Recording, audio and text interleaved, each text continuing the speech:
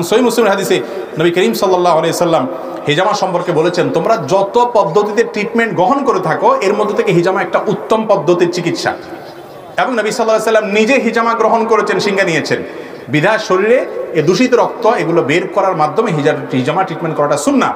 এবং আমি ব্যক্তিগতভাবে অনেক মানুষকে চিনি যাদের শরীরে বিষ ব্যথা নানা রকমের অসুবিধা হতো, এদেরকে হিজামা করার পরামর্শ দিয়েছি, হিজামা করেছেন, তারা সুস্থ হয়েছেন। এবং আর অনেক মানুষ আমার জানাশোনা আছে আলহামদুলিল্লাহ। এমন আমাদের জিন্দা করা দরকার এবং এটা সুন্নাত, হাদিস দ্বারা সুসাব্যস্ত হয়েছে, বহু হাদিসে বের বর্ণিত হয়েছে।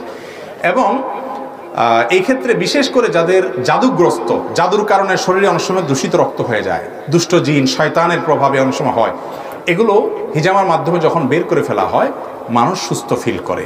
এবং এ জাতীয় অদৃশ্য যে সমস্যাগুলো বিশেষ করে হয় দুষ্ট জিনের তরফ থেকে, এগুলোর ক্ষেত্রে হিজামা, সেহের বা জাদুর ক্ষেত্রে, ব্ল্যাক ম্যাজিকের ক্ষেত্রে হিজামা অনেক বেশি